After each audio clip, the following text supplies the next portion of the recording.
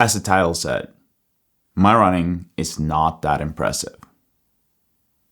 I'm gonna get back to what I mean with that. But before we do, I thought it would be nice to kind of give you an update on where I've been for the last few months. It's been a long time since I actually made a video on this channel. I'm sorry about that. A lot of things happened, and one of them being that I got COVID. I was out for 10 weeks, and it was really hard to make any kind of content. That was not on top of my mind, and yeah, it's not like you want to make content saying that, hey, I woke up, my lungs are still bad, I'm struggling to breathe. But that's kind of what it was like. So, very quick update on what has happened over the last months. I got COVID just after that VO2 max test that I had, which was the last proper video. And after that, I was out for 10 weeks, tried to go to the Canary Islands, which is an island south of Spain, and actually closer to Africa. We went for some runs there, Christine and me. I thought that things were getting better. Turned out they were not really. In the middle of this, I also started being coached by Jonathan Green, who's the coach of Rory Linkletter. A great coach. Really been loving working with him over the last few months. I'm gonna get back to what that is like. So September, or last half of September, October, November, all of those, like all of that time, I kind of spent trying to get back to normal, feeling a bit better. Nothing really seemed to work. I had several doctor visits. I spent one day in the hospital. Could be that I was actually just because I was reacting to a new t-shirt that I had, who knows. But anyways, a lot of tests, things seemed to be normal, except for the fact that I felt like I was breathing through a straw. And so after working with John for a few weeks, I really felt bad because I asked him to be my coach, and I was not really able to run. And I was just like, I had this podcast, had a lot of fun with that. I think the podcast kind of got me through those weeks. I don't know where I would have been without that. Anyways, working with John, I felt so bad that I hired him as a coach and I wasn't able to run. I kind of just had to keep on reporting back to him saying, hey, sorry, I'm not feeling that great. And at the same time as all of this happened, I got a spot at the Tokyo Marathon, Sydney Marathon. I think I knew that when I made one of the last videos. I qualified for the Boston Marathon, so I had 3 big marathons lined up for 2026, and I have to admit that I started doubting if I would ever get to the start line of those when my lungs were just acting the way they did. Anyways, come Thanksgiving week, around 20th of November, 22nd of November, was when I really started feeling like I was back to a somewhat normal schedule in terms of my training. I was able to get back to some not high mileage, but more decent mileage. And from there on, it's been pretty good. John has been such a great support in just making sure that we didn't overdo anything, making sure that things were working out the way that we wanted it to work. And so having those 2 weeks running in New England, up in Maine, that was amazing. Started feeling better.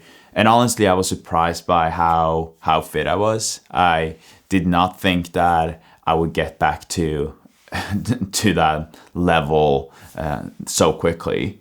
And then as we got to December, one big thing was that I changed my shoe rotation to like a fully Asics rotation. Fell in love with the Meta Speed Edge. Love that one. You see it behind me here. I've been using that for a lot of my workouts.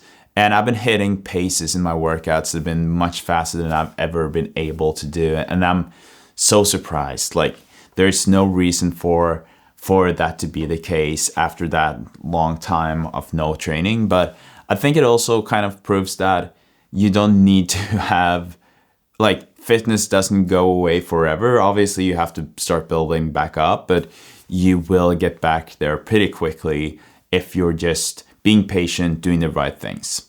And so like the biggest lesson that I learned from that is like, just build yourself up very slowly. We started having 10 minutes of running one day, and then 10 minutes the next day, and then upping that to 15. And then eventually, gradually, we got back to where we are today, which is last week was 115 kilometers. I guess, I don't know what that is in miles. That's like 70 miles maybe. And so for me, that is good. That is among the weeks that I've ever had where I've had the highest mileage. So it's kind of like a peak mileage week for me. And also big change that I made is just being even better at the easy running. So that is like a very quick recap of where I am at. It's now January 28th, and it's 1 month until the Tokyo Marathon. That's going to be my race for like kind of just a part of the build up to Boston Marathon. And so I'm obviously excited to go to Tokyo, but it's also been a lot of traveling. So it's just like a race for me to tune in. And if I look at my shape right now, I'm kind of hoping that I can still perform very well in Tokyo, but still not go all out. So that is, again, where I am at right now. And then I want to kind of go back a little bit to what I was saying in the beginning of my running is not that impressive. And this video is inspired by an episode that I listened to, Sweat Elite, with Matt Fox, where they were talking about runfluencers. They were talking about all these people who are, like me, making content on YouTube. And there were a few things that they talked about that I really felt like resonated with me. And it also made me a little bit guilty in some ways. So first of all, I want to say that there are some of us we have flexibility. We have lives that make it much easier for us to get out there when it's daylight. We don't have to get up at 4 a.m. to work out, and we're able to have 2 trainings a day just because we have the time for it, the flexibility, and the life for it.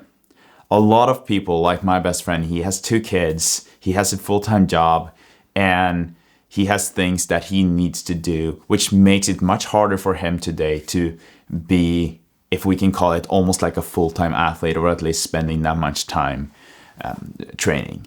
And so, although we could argue that a 2:47 marathon, which is my PR, is a fast marathon and an impressive time and an impressive performance, I would also argue that it's not as good compared to someone who's running a 3:10 but still having all of those things that I just mentioned.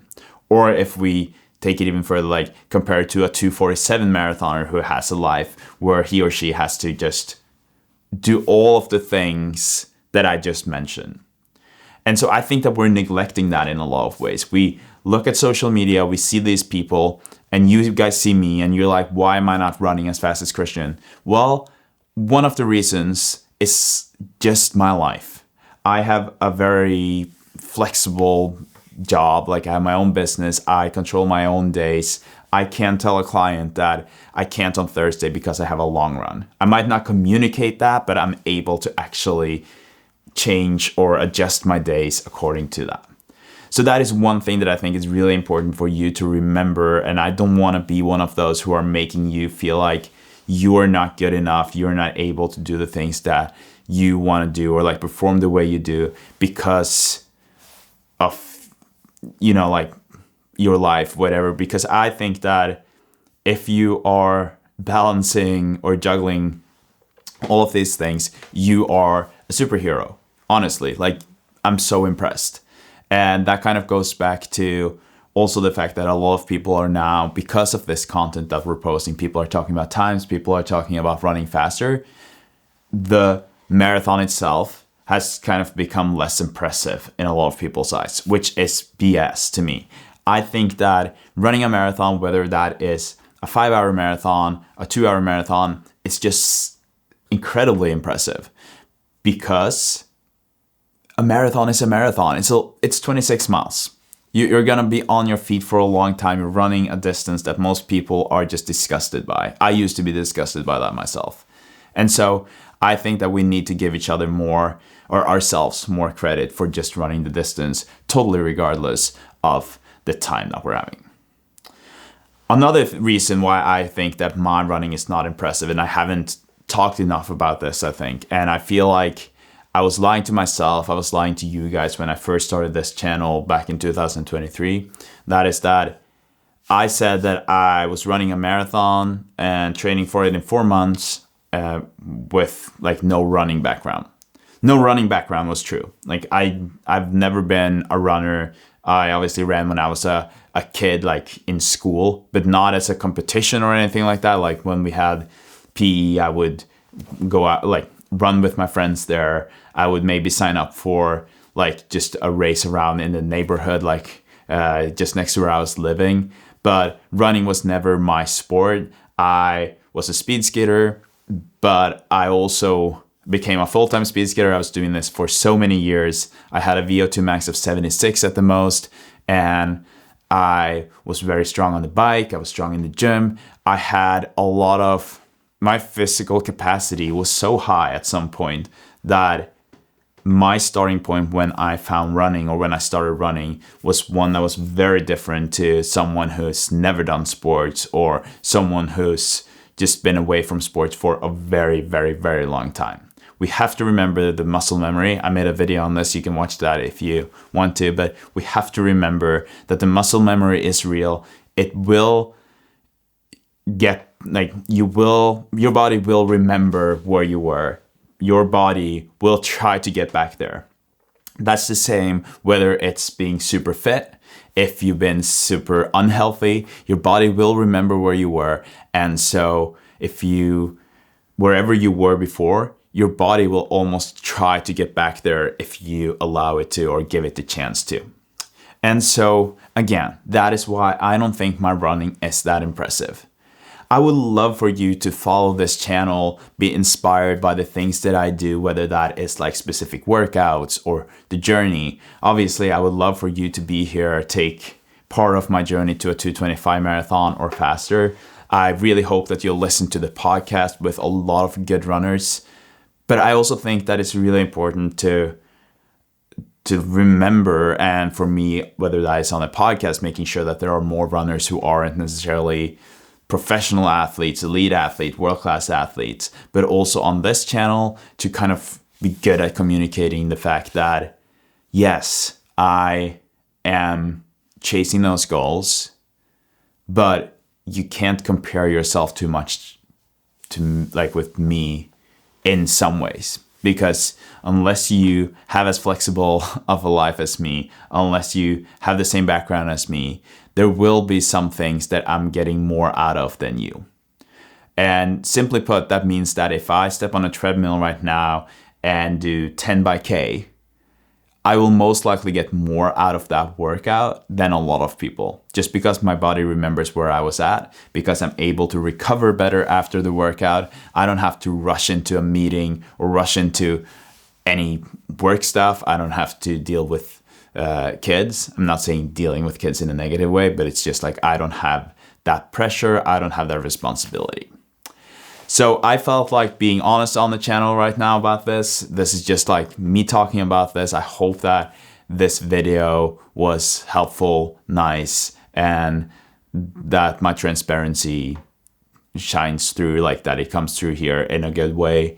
I really appreciate you being here. I'm going to try to be better at making content going forward, but I would also love to hear from you guys what kind of content I can make, because I see that as a perfectionist, as a filmmaker, it's really hard for me to make those low threshold workouts. Even with this, like I spent a lot of time setting this up before a video. And so it would be nice to just know if you guys are also just interested in my daily life without maybe making it as professional as cinematic. Thanks for tuning in. Thanks for being here. Really appreciate you. And I'll try to update you guys a bit more going forward.